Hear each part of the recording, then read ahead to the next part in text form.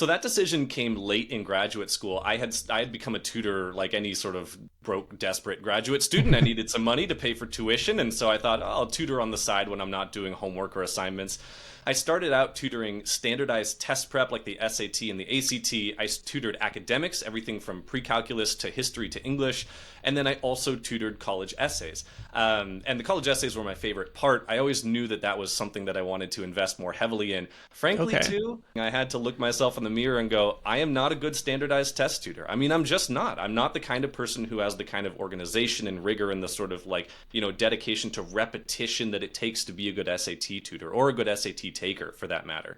Even though people were referring other students to me, it Yeah. just wasn't the right direction for my business. And the same went for academics. I remember sitting down in coffee shops or cafes with students and learning pre-calculus as I was trying to teach it to them. I was like I was remembering how to do things from my old high school pre-calc days Yeah, as yeah. I was Like trying to teach it's it been to a few students. years here. Yeah, If I could just stay exactly. one chapter ahead of the kids, and I'm good. Exactly. And I'm going, yeah, I don't think this is what their parents are paying me for. So eventually I went, okay, I think that I have enough of a foothold in this whole tutoring industry to specialize in one service. And yes, that means sacrificing clientele in the short term, but hopefully it also means defining my reputation as a college essay specialist in the Seattle area. And with that more specific reputation, tapping into a broader market of clients in the long term, right? So it was sort of short-term loss, long-term gain. That was the theory. And so far, that's exactly how it's worked out.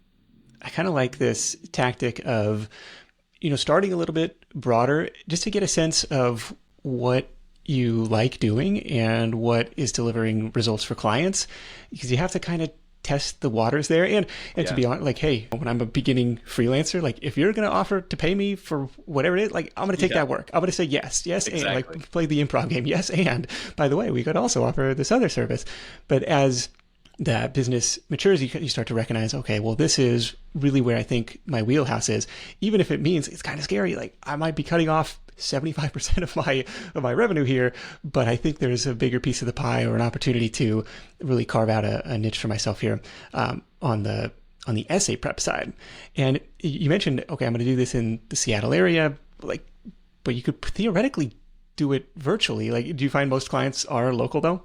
Before COVID, if you were sort of like a premier tutor in an urban area like Seattle, which is what I was trying to market myself as, the expectation was that you would meet your student in person, right? And that means either going to that student's house or meeting them in sort of a middle ground location, like a coffee shop or a cafe or somewhere local where they can Yeah. kind of have a neutral ground.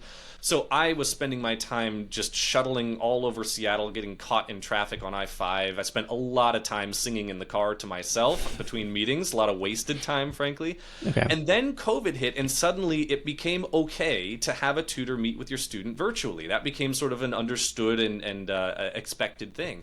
I have been virtual ever since. I don't meet with students in person anymore at all, even if they're local. They could be 2 blocks away from my house, and I would meet with them over Zoom because I structure my schedule intentionally that way.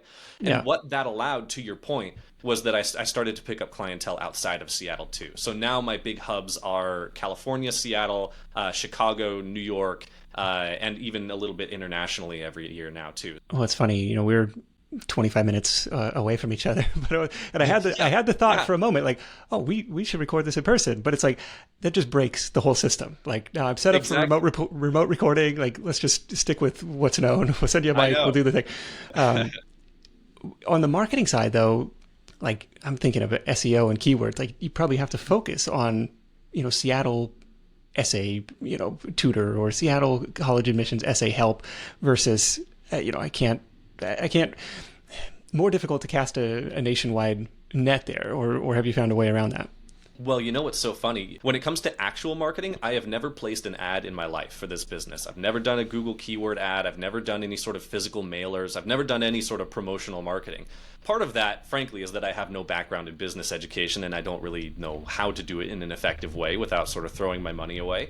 But part of it, too, is that within the realm of college admissions consulting, a lot of practitioners, the sort of agreed upon position is that proactive marketing like Google keyword ads is actually really ineffective for our industry, which sort of makes sense when you think about it, right? For a product that someone might consume that's helpful for their daily life, that kind of stuff is effective. But when it comes to your kids' college education, right, parents are putting a really high stock in hiring someone who they think can get their kid into the school that's right for them. For most parents, you don't want just the guy you saw on the Google ad when you were like shopping for groceries. You want someone who your friend told you about and said, hey, I worked with Carter and he was great, so I recommend working with him. And then you have that referral.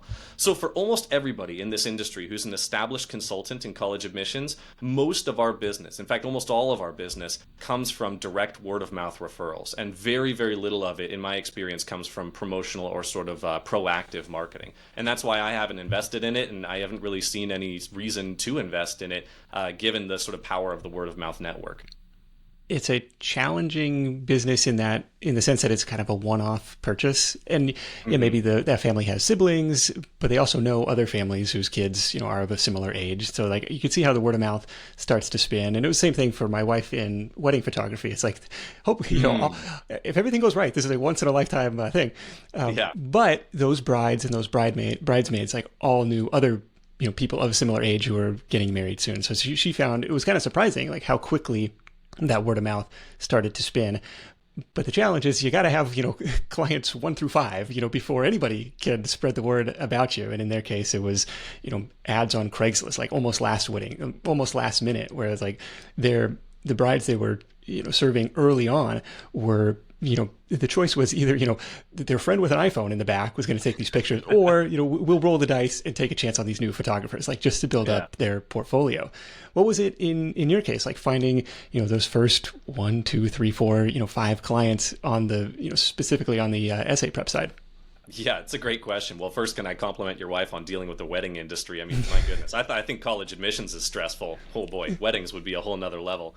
For me, my start and the start that I recommend to a lot of the folks who I sort of coach nowadays, this is sort of a new service I offer, is professional coaching for folks who are looking to start their own tutoring services. The recommendation I give them is try to make yourself useful as an addendum to another established tutor's practice. So what I mean by that is to say, hey, let's go find somebody out there who's an independent college admissions counselor who has, frankly, too many students. And this happens all the time, right? The average student-to-counselor ratio in a high school is something like 1 to 400 these days for public students. It's unbelievable. And so what this market is experiencing is that there's way more demand for private consultation for college admissions than there is supply. Like there are way more families looking for help than there are counselors to help them. So it creates this bizarre imbalance between supply and demand, which basically means if you're an established consultant in this industry, you're booked up, right? I mean, you have a wait list. Almost everybody is running a wait list in this industry. So when I was starting out, this wasn't even a thing. Like, can we just either this was not a thing or it was just not on our radar, 20 plus years ago when I was applying to school. But it's become a huge industry, and these independent college consultant people, like 10 grand, 20 grand, like it's a significant investment before you even start talking about paying tuition at some of these schools. That's exactly right. Yeah, it has become an entire industry in itself. I think the latest estimate from McKinsey is that the college admissions consulting industry alone is almost $3 billion this year, and it's expected to grow prolifically over the next 5 to 10 years. It's an extraordinary marketplace. And when you think about it, it makes sense for parents and families who are going, okay, the average admissions rate for the kind of schools my kid is applying to is like 20%. That's 1 of 5 students, and that's 1 of 5 applicants who think they're qualified for this school, who dared to fulfill an application. Those are long odds, right? And if I can hire someone for, I don't know, $3,000 to $5,000 over the course of the next few months who can help my kid beat those odds, and I'm already going to end up paying a lot more than that for college, I'll kind of just think of it as a lump sum. I'm already estimating I'm going to pay $100,000 to put my kid through 4 years of college. If it's $103,000 to help them get into the school that's best for them, I'll take it. That's the kind of calculation that a lot of parents do in their minds when they're thinking about this cost. So, okay. I mean, for better or worse, the industry is here, it's growing, and for a lot of families and students, it actually is a genuine sort of outlet. It's a stress relief. It's a place where they can go to feel confident in what is otherwise an extremely complicated and stressful and opaque system, the system of college applications. So it is helpful for a lot of families, and for a lot of folks, it's worth the cost. Okay, so the strategy early on is to try and locate some strategic partners amongst these college admission counselors or these independent college consultant people to say, hey, if you're oversold, send clients my way, or if you don't handle the essay prep side of things, send people my way. Am I hearing that correctly? That's exactly right. Yeah, it's basically turning folks who would otherwise be competitors into collaborators, someone who can help you out. So my first batch of clients came from an established consultant in the Seattle area who's been a mentor of mine ever since, who doesn't like doing essays. I mean, she's a fantastic consultant. She does list building. She does high-level application strategy. She does all that stuff, but she hates the essay process. It's just not her thing. It is my thing. So I went to her and I proposed, hey, could I help you out? If you have some overflow clients who you can't get to, maybe pass them my way. She was perfectly happy to do that because, frankly, she was booked up and she didn't want to do it anyways. So she outsourced that work for me. Her clients were happy. I was happy. She was happy. It was like a win-win all the way around. And those became my first clients who then referred, their friends to me the next year and their friends the next year, and off we went. Okay, so and that's kind of the cool thing. I think you highlighted, first year, 3 clients. Next year, 14 clients. 5 figures in revenue. It doesn't take a ton to really get something off the ground, and then you start to see the word of mouth can start to spin. So, if you can get your foot in the door with just one of these strategic partners, that can make a huge, huge difference. Remember what the initial outreach or what the pitch or ask was to her? This is where my background in PR comes in handy nowadays, right? It's easy to send sort of like tailored pitch mails to different people. But back in the day, I think I reached out and I said, look, she was a Stanford graduate as well. And I said, look, we went to the same school. Can you help me out? You're established in this industry. I would just like to talk to you since I'm new. It's stunning to me the amount of people in the college admissions space who are willing to be resources for others who are just starting out. And again, I think that's a product of the surplus that's in the market right now, right? If this were a more cutthroat or competitive or small margin environment, maybe that wouldn't be the case. But again, for established consultants, a new player in the college admissions space isn't necessarily a threat to their business. There's too much demand out there. They're not looking at that and going, oh, this is someone who's going to knock my revenue down next year. They're saying, oh, great, someone else to help out in this overstuffed market where people need a lot of help. Sure, I'll give them some advice. Why not? So it's a unique time in this market, but I think for anybody interested in starting, it's a time that's full of a lot of opportunity. Were there other people, as you mentioned, there's a ton of people offering test prep tutoring and just general academic tutoring. Was there a level of existing competition on the essay side of things? Yeah, so the answer to that is basically no. There's 2 sides to the college consulting world. There are folks who do full suite college application consulting, and that's like list building and getting into the admission strategies. They'll help out athletes with recruitment. And then there are specialists like me. Some are financial aid specialists and some are college essay specialists. That second side, the specialist side, is much more rare, right? We are not that common. Most people go to the full suite consulting side, or they'll do standardized test prep, or they'll do academics or something. So when I came in, I was one of the only essay specialists in the Seattle area. I'm still one of only a handful, and I'm one of the more established ones now. So again, that's back to your first question about that pivot from being, a sort of broader tutor to someone who's a specialist. Yeah, you narrow your market, but it's easier to become the established name in your local region to be like, oh yeah, Carter, he's the essay guy. Sure, I'll send my kid to him. Right. You occupy that brain space as the go-to person for this very specific service. And it's so much easier to make those referrals. Like, oh yeah, I've got somebody who specializes that. And we've seen that in paid traffic from Google. Like, oh yeah, I have a specialist to talk about that. Oh, you need somebody to do, nonfiction book covers. Like, yeah, this is your person. So it makes a lot of sense, even though it can be painful to rip off, a percentage of the other people who were paying you.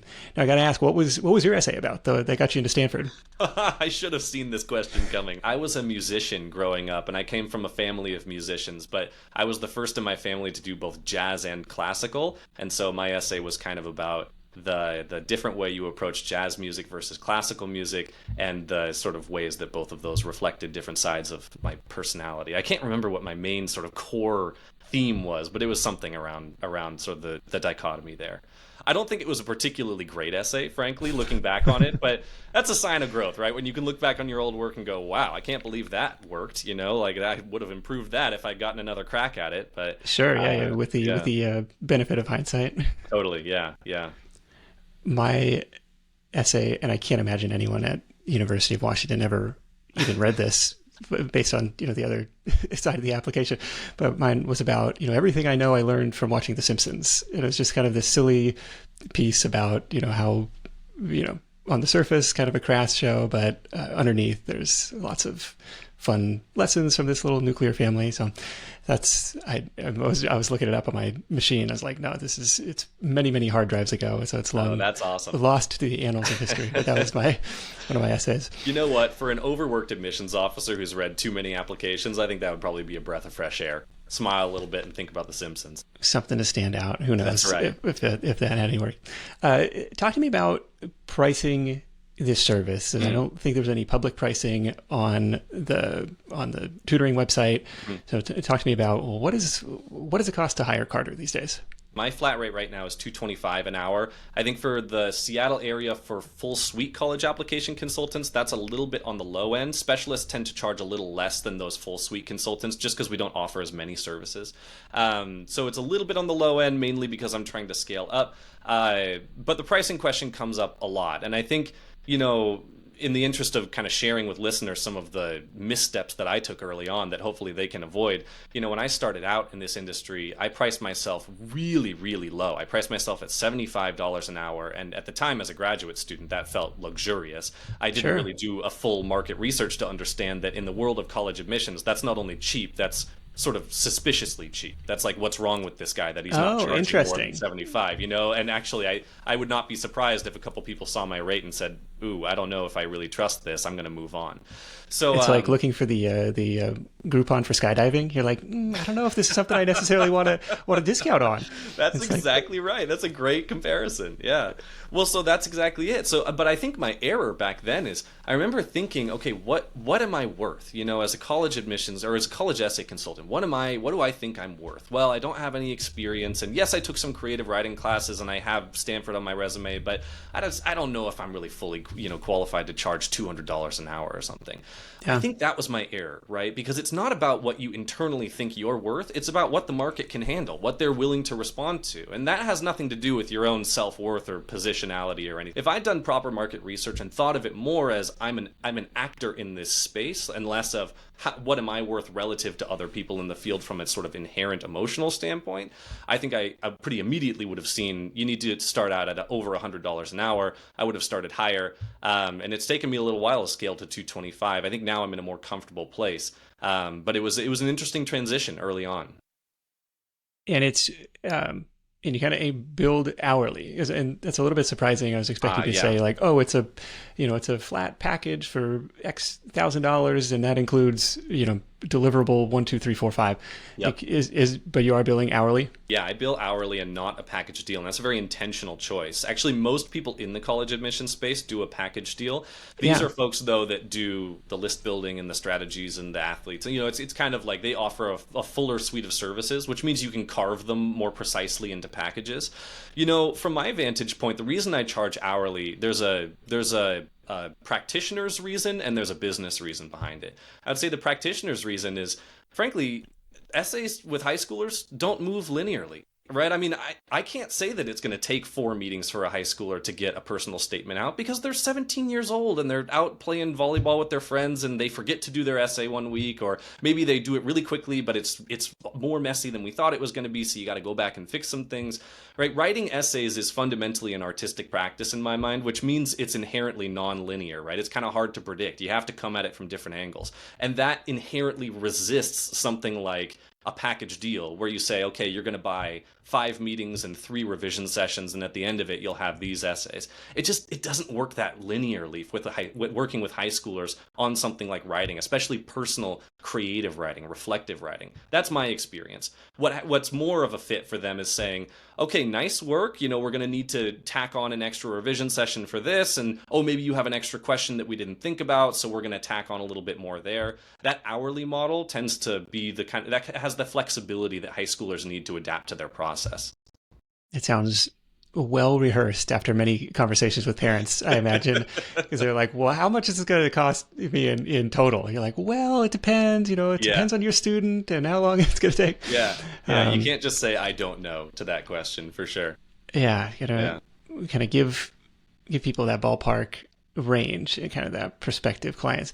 And it sounds like it's probably also intentional to have that conversation over the phone rather than just like plaster it on the website, so you can explain all of that and how the process works. And I think that's common for probably a lot of consultants that aren't like super productized with, like we talked about, deliverable 1, 2, 3, 4, 5. Yep, that's exactly right. The onboarding call has a lot of importance there. And I've made that a more robust part of my service in the last few years to be like, our first point of contact when folks reach out to me is a 30-minute onboarding call, right? I'll get their first email and I'll say, thanks for reaching out. Do you have time to get on the phone? Before we even go back and forth over email, just because there's so many nuances to get out. And you're right, having a conversation about it is just the best way. I'll also say about the hourly thing, just to kind of get the sort of business side of it in.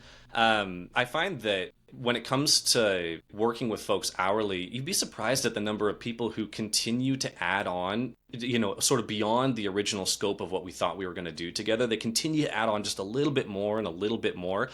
This will be like, we added another school and they've got 2 essays and we need some help working on those. Can you help us out? Just 2 more essays and then we'll be done, or something like that. Or, I want just 1 more review of this personal statement just to make sure it's accurate, even though we've already reviewed it sufficiently.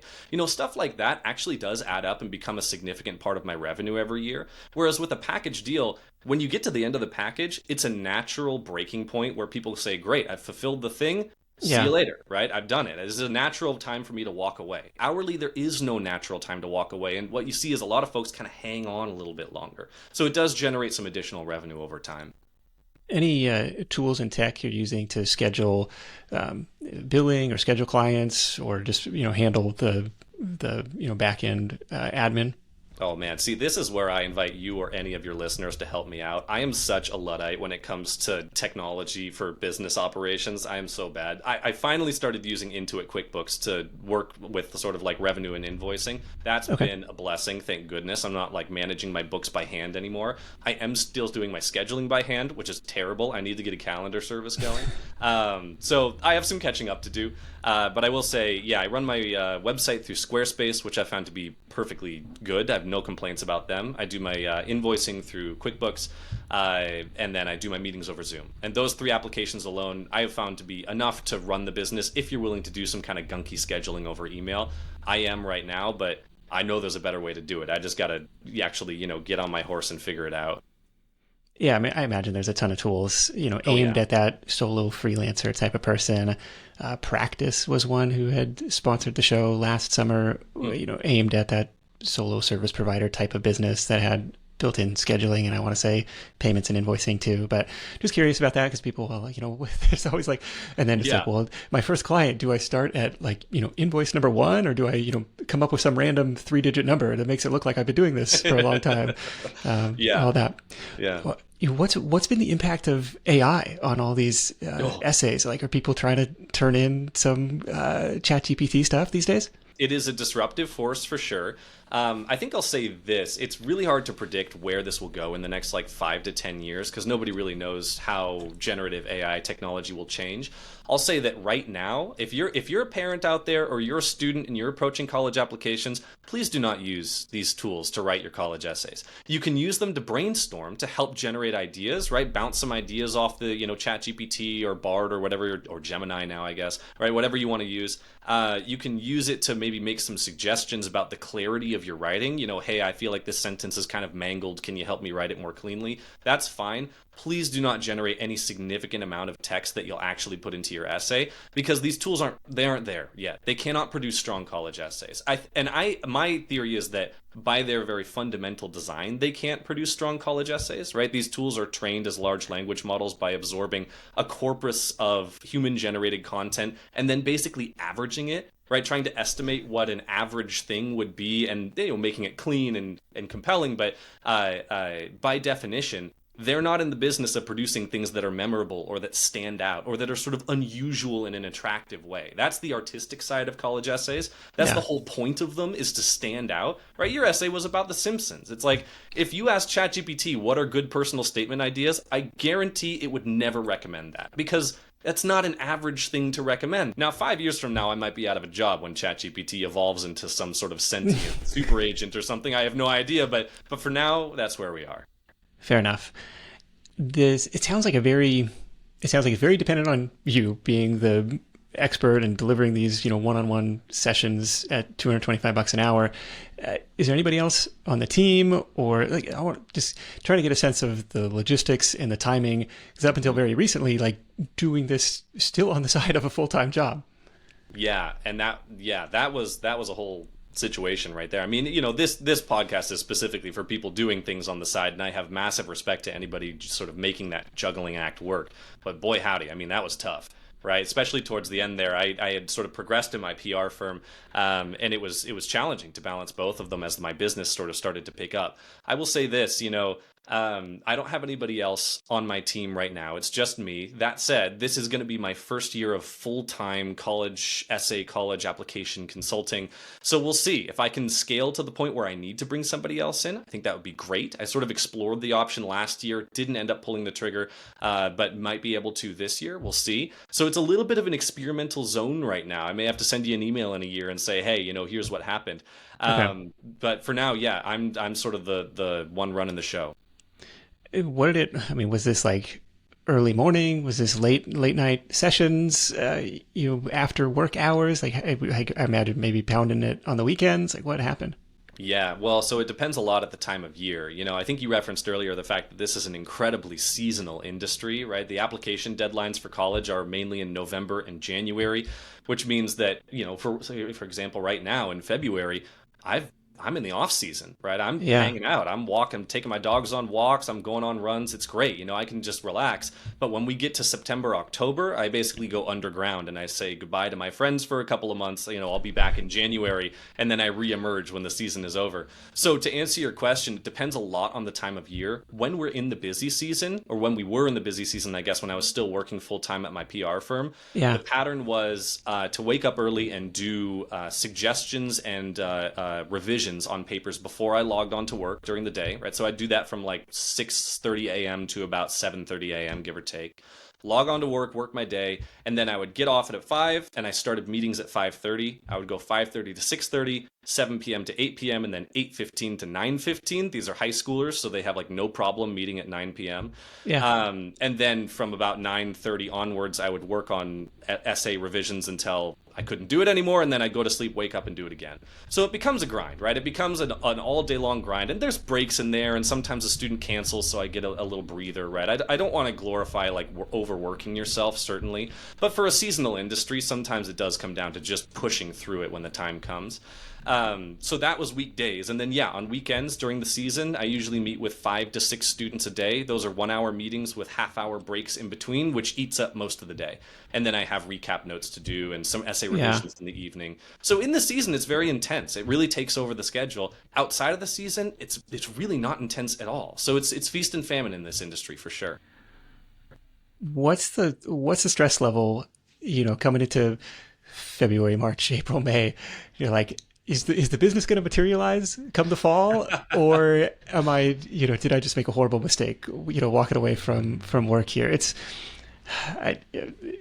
somewhat stressful. We had one of these businesses that came across my desk was like, oh, I make 150 grand a year doing Christmas decorations, and like the entire business is November and December. Yeah, and it's like, is that going to materialize this year? It worked last year, but to go through like this huge like cash flow dry spell, and yours is not that extreme, but similar. Yeah, I think that would terrify me, honestly. Hats off to that person for making it work. So I'll say that in this year specifically, just to kind of pick on this year, I'm positioned pretty well. I have many more clients this year already than I usually do come February. Kind of like pre-booked. Pre-booked out for when we usually start, which is traditionally May or June. That's when I usually start working with students. So that's handy to kind of have a scope of like, okay, I know at minimum I've already got 15 clients on the books. I'm going to be fine to start out in my early season, and then from there we can go.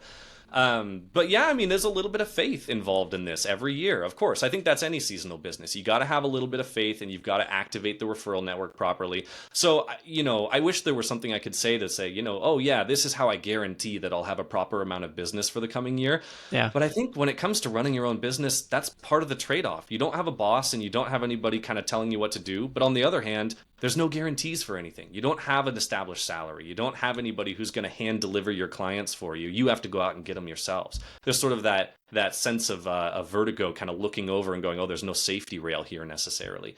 So all to say, there is no guarantee, but that said, I think that in this industry, the general direction is the more people you work with, the more referrals you get, the earlier you book out, the more kind of consistently you can count on having a full roster of clientele.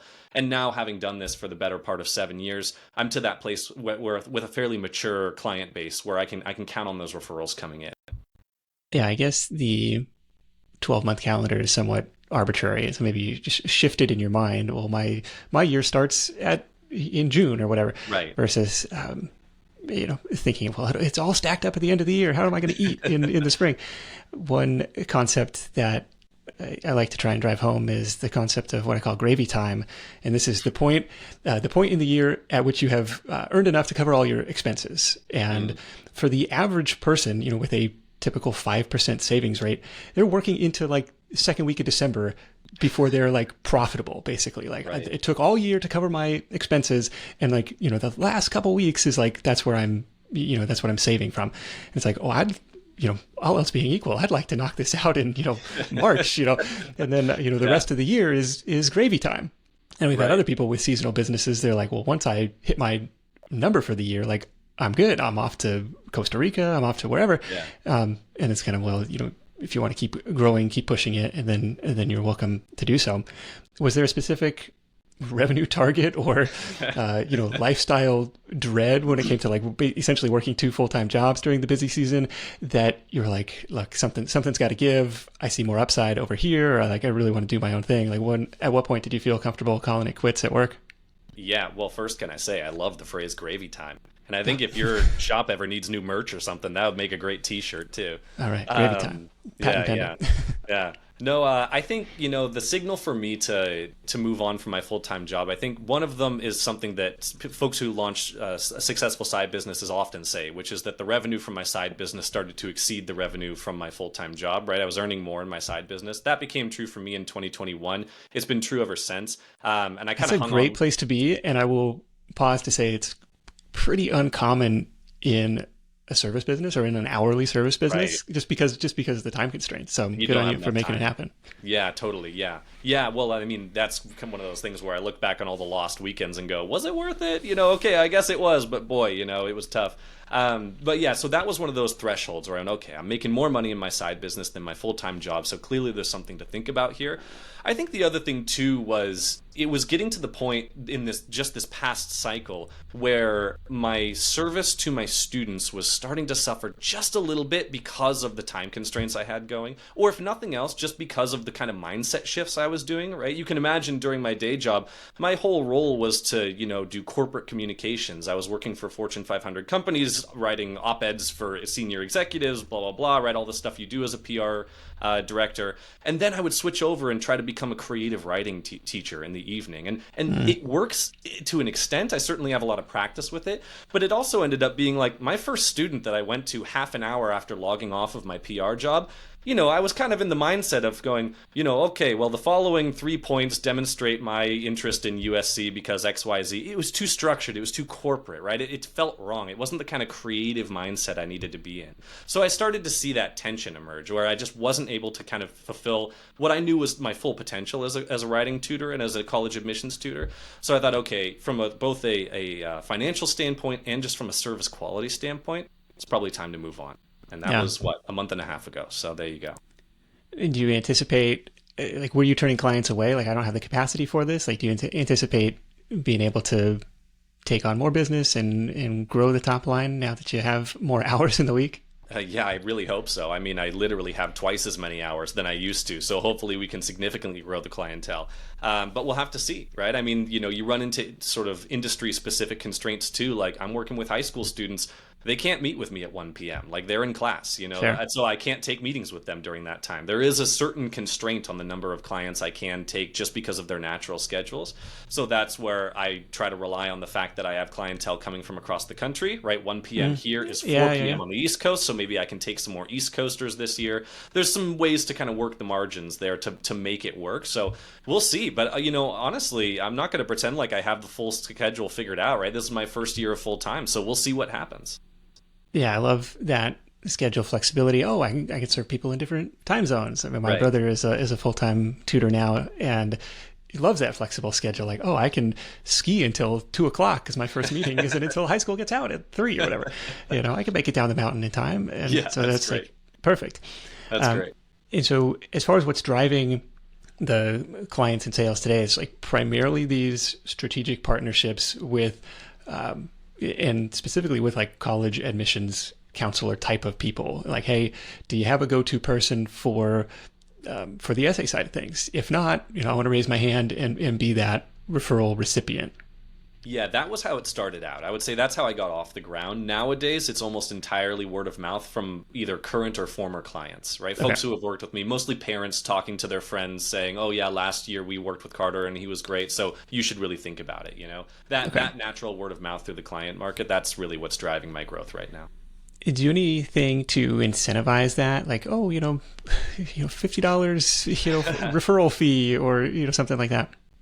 So I never have. To be fair, I've never thoroughly explored what that might look like in terms of how other tutors have done it and how it's worked for their businesses. So there's some research to be done there. I never have. I only sort of reach out to former clients, especially ones who I've had a really good relationship with, and say, hey, we're coming into the next application season. Congrats on your kid for getting into wherever. If you run into anybody who's looking for help with college essays, just keep my name in mind, right? So it's just a little ask to people. I think that's something about the service industry, especially something where, you're working with students on something as personal as like a personal statement or a college essay.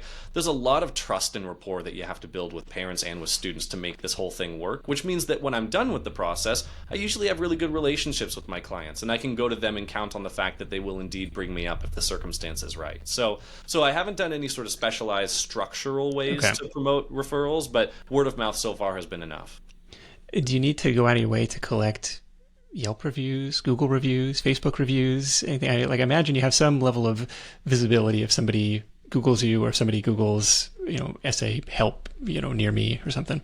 What's funny? I don't at all. And actually, a lot of the best tutors that I know in the Seattle area and actually in other urban areas too, they don't either. This industry is so odd in that people view it almost like a luxury good, right? It's like it's a sort of premier consultant, a premier tutor sort of thing. You're out there looking for somebody who's not just another service provider that got 5 stars with 40 reviews on Google. This is a special person, right? Oh, this is someone who's almost hard to find because they're so good and they don't need to advertise themselves. Okay, that's surprising. Yeah. Do you see what I'm talking about? It's almost the luxury good economic model that we adopt in our positioning and our marketing. That's not the only way to go about it, and I do know consultants who do the more front-facing, SEO maximizing sort of website-based way of marketing themselves. But for a lot of us, no, we kind of hang out in the background and count on that referral network to generate our leads for us. Okay, it's all part of that positioning. It's like that, speakeasy where you got to know a guy who knows the secret code, knock 3 times at this unmarked door, and I know, and then you're in. Yeah. So no paid traffic, no SEO, and I'm guessing no social media either, because that would be public facing out in the world, giving essay prep tips, and like nobody is necessarily looking for that on those platforms. Yeah, well, yeah, and let me say too, I try not to like overly gatekeep myself here. I don't want to pretend like I am really the guy that nobody can access. I think going out on social media and sharing content is great. There's a lot of college application consultants that do that to advertise themselves on Instagram and TikTok and whatever else, right? I think that's great. I don't do it because I frankly don't like social media. I don't have any personal social media myself. I don't enjoy it, so I don't go out and advertise. I know that's something that I'm not going to be able to consistently stick with. But for a lot of people, that works for them, and it generates value for the people that come to their page. They get a lot of followers. Like that can be great. That can be great for folks. It's just not my thing. So you've been doing this 7 years. What's surprised you the most along the way? When I came into this and I sort of labeled myself as a college essay consultant, I came in with this mindset of like, okay, I'm a consultant. I'm supposed to have the answers. Your kid works with me and they pop out, and through the magic of Carter, they will have great essays, and there you go. Yeah. What I've found in the last few years and what I've tried to hone my practice around is the best essays, the best ones are the ones where the kid comes up with the idea, the kid generates their full draft, The kid works on a lot of their revisions, and I am kind of the guidepost along the way to help them better express the ideas that they already naturally have, or to help them dig deeper into the ideas that they're coming up with, but not someone who's coming in and saying, this is the best way to structure your personal statement. Or really, you should think about this paragraph here instead of that paragraph, because trust me, it works better. Like those kind of guide points, they have their place. And sometimes you need those to kind of rescue an essay that's going in the wrong direction. Yeah. But more often than not, I've found if you let the kid lead and you let them fully explore the idea that they want to go towards, the result ends up being great. It's compelling, it's personal, it has the kind of high school feel that college admissions officers look for versus the very manicured professional feel that can sometimes happen when consultants like me get too involved. To what extent are there templates or checklists that you can use to kind of streamline that delivery process? Or is every single one like, no, this really has to be unique and individualized? I'm just thinking of like, improving process flow the more that you do. Oh, totally. Yeah, I've developed a process for sure. If nothing else, just out of necessity, right? I work with, at any given time at the high point of the season, I'll be working with something like 25 to 30 students.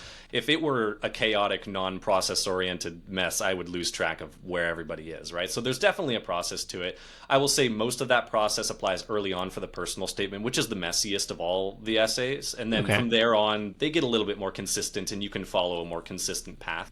But through at least the first 3 or 4 meetings, it's a fairly structured process, and I can usually stick to that pretty well. Within the meeting, I don't really have a structure to the way that I talk with students. I don't have, like a special 3-step way to get the perfect personal statement idea. I think that's kind of overly overbaked in a lot of ways. That's kind of what I was getting at. And the reason for that was we had a woman on who was doing copywriting for crowdfunding campaigns. Like that was her niche service. And, after doing a handful of these, what she found from the successful campaigns was, they all followed, a specific kind of template. And so after a while, it was like, okay, I can ask the client, questions 1, 2, 3, 4, 5, and have them, she would still, massage it and, but it was almost like fill in the blanks, paint by numbers. And there was a certain economy of scale that came with, having done a bunch of these where she learned the template that works, if that makes sense. Yeah, definitely. Well, when it comes to business writing, that's great. I used to do that all the time in my PR job. Oh, we're doing a business or a communications plan, or I'm writing an op-ed or whatever. There are templates for those. There are structures you can follow to make it easier and simpler. When it comes to creative writing, personal and reflective writing, when you impose a pre-designed template or a pre-designed structure to an essay, it usually feels like you imposed a pre-designed structure to an essay. Do you know what I mean? But there are ways that I come in, and when a student's talking to me about an idea, I'm thinking in the back of my mind, okay, is this a traditional narrative chronological structure? Is this a flashback narrative structure? Is this a thematic structure where you have a main theme at the center and then different anecdotes that they tell throughout the story that link to that theme, and then you reveal it at the end very climactically? It's kind of ironic. College application essays are, in a way, the most personal writing a lot of students have ever done. And that makes the job really fun and really rewarding, right? I'll often end sessions with students where they go, I've never thought about myself like that before, or I never knew that I believed in this thing, but I really do. Having told you about it and having talked about it, I really feel strongly about this. I love those meetings, and those always become great essays. Yeah, that's great. Yeah, I'm thinking of...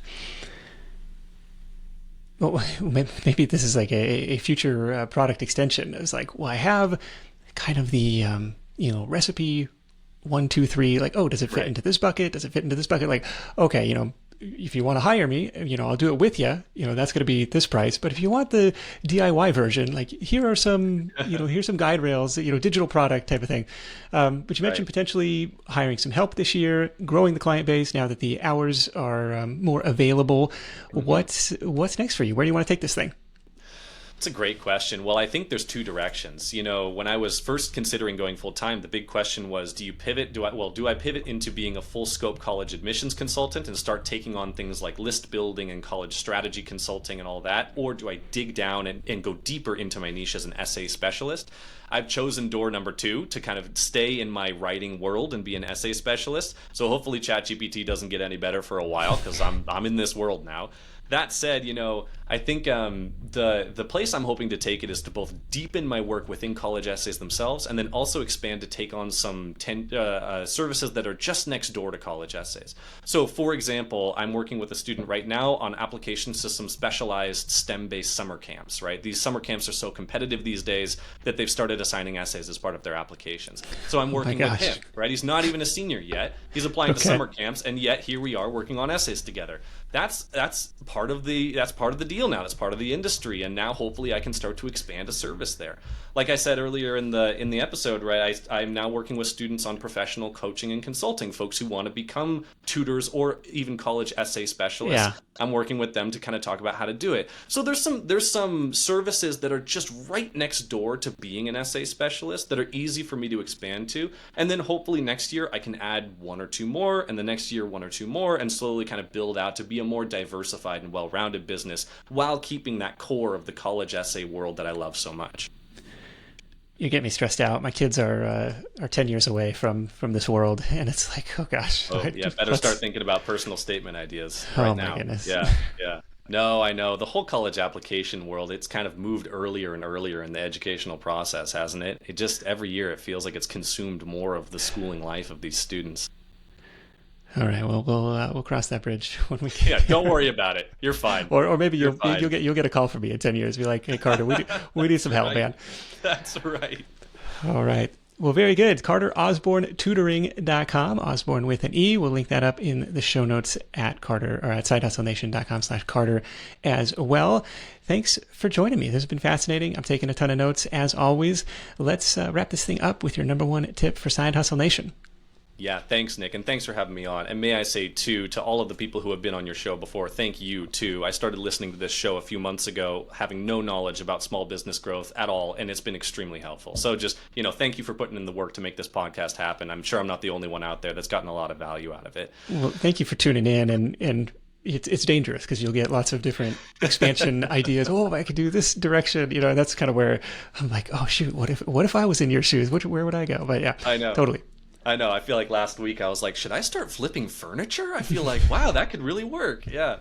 No, so in terms of my number one tip for folks listening to this is a little bit of like a high level fortune cookie kind of thing, but take it for what it's worth, and hopefully this helps people. When it comes to pursuing some sort of business idea or vision, I always encourage people to not let any sort of predisposed ideas about what a good business owner should be like to stop them from moving forward. Do you know what I mean? I feel like when we get into this, you have to say, people always think, I need to be particularly cutthroat or particularly clever, or I have to have this school on my resume, or I need to be able to think, in terms of statistics and economics really well. People think they have to have these sort of preset qualifications, either in personality or in knowledge, to be successful with their business idea or to pursue some sort of side hustle or something. And for me, I'll just say nothing could be further from the truth in my experience, right? I was a political science major. I went to graduate school for public administration, which is basically the study of local government. And then I pivoted into corporate PR, and now I run a business in college essay consulting. I mean, nothing about that makes any sense, and nothing about that's set total. me up. It was all part of the strategic plan. All part of the plan. Step. Yeah. That's right. Yeah. No, I mean, nothing about that sets me up to be the kind of person that runs my own business. And yet here we are, right? So it's one of those things where I always tell people, don't look at your background and think, am I right to run a business? That doesn't matter. There's no actual limitation between you and starting your business more than there is for anybody else, including people who got their degrees in business administration. You can pursue it just like anyone. There's no barrier there. Don't construct one yourself. And if you have any doubts, just look over to me and see the kind of wild zigzag path I've followed as a proof point of that. Yeah, it's kind of a funny note. There was a funny line from Johnny Robinson on the show a couple of years ago, and he was a college student, built this amazing window washing business while still in school. And, when his buddy approached him with this idea, he's like, well, nobody in my family is entrepreneurs. I thought you needed a degree to start a business. And he kind of slowly, realizes like, no, that's not the case. And over the course of 600 something episodes, it's like, it may almost be a detriment. Like, just start something, start fast, get results, and iterate and move forward versus like, it's almost an excuse for procrastination. There's a lot to learn along the way, but you don't necessarily need to do it in a classroom. So that's, exactly I appreciate that. Appreciate that number one tip. A couple takeaways before we wrap up. I love the idea of trying to find this blue ocean niche. Like, hey, I tested the waters. I did a bunch of different flavors under the broad scope tutoring umbrella. I found this was the one that I liked the most. This was something that people were willing to pay for, and it had a fraction of the competition as anybody else. So I think that was really cool. Thinking of, whatever you're a relative expert in, like, okay, what's the equivalent in your niche or your industry? I love the idea of tacking on to a big purchase. Hey, you're already going to spend $100,000 on tuition, Mr. or Mrs. prospective clients, parents. What's an extra $3,000, like in the grand scheme of things, to give yourself better odds? And you see this really common in the wedding business, where it's like, oh, you're already spending $20,000 on this wedding, what's another $1,000 for flowers or something? You're like, well, that's still an extra $1,000. But, that's kind of like the different mindset, or, I like that idea of, how to phrase that, but going after a market where people are already spending money with kind of a complementary or, add-on service. I like that. And then this idea of going after lead fountains, especially when you're starting out, like, who are those one or two, doesn't take a lot, key strategic partners that can shortcut you getting in front of prospective clients versus playing the long SEO game or the long social media game. It's like, hey, it may only take a handful of clients here to make significant side income, and we don't have to overthink it or look at other ways to, play business, in the procrastination way, instead of just going after it and going directly to the source in this case. I think that was really cool. Again, the listener bonus for this week is my list of 101 other service business ideas that you might be able to apply some of Carter's growth tactics to. And there's probably, little micro sub blue ocean niches within each of those too. So you can download that for free at the show notes for this episode. Again, sidehustlenation.com/Carter, or just follow the show notes link in the episode description in your podcast app. Big thanks to Carter for sharing his insight today. Thank you for listening and supporting the advertisers that help make this content free for everyone. As always, you can hit up sidehustlenation.com/deals for all the latest offers from our sponsors in one place. And thank you for supporting the advertisers that support the show. That is it for me. Thank you so much for tuning in. If you're finding value in the show, the greatest compliment is to share it with a friend. So fire off a text message, say, hey, you gotta check this out. Until next time, let's go out there and make something happen. And I'll catch you in the next edition of the Side Hustle Show. Hustle on.